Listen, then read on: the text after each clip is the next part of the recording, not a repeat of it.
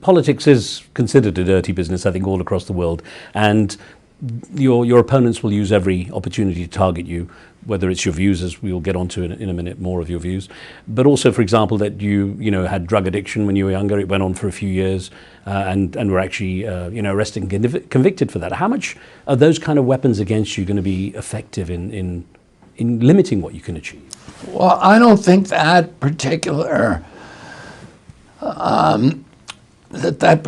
episode in my life is going to end up hurting me, because every American family, I got sober 40 years ago, and I'm very open about my sobriety, so it's not something and about my addiction. 14 years that I was a heroin addict. I talk about it openly. I think it's important for people to hear about that. I think it's important for people to hear stories of recovery, and my impression is that that's not, there's so many Americans have now been touched by addiction in our family. It's one of the largest causes of death. Last year, we lost 106,000 kids in our country from drug overdoses. That's double the number that we lost in the 20-year Vietnam War.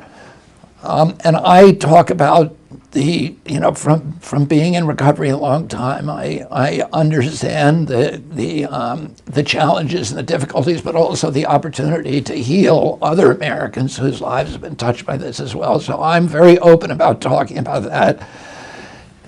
And I don't get the impression that it turns voters against me, but I don't know. I mean, my choice, I said at the beginning of this, when I announced 8 months ago, I said, the entire population has been subject to a medical experiment for 3 years. And I'm now going to do a mass experiment on the American public, which is an experiment in truth-telling.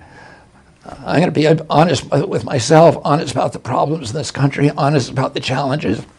And if there's an appetite for that, I'll win. If there's no appetite, then I'll lose. Either way, I'll be okay.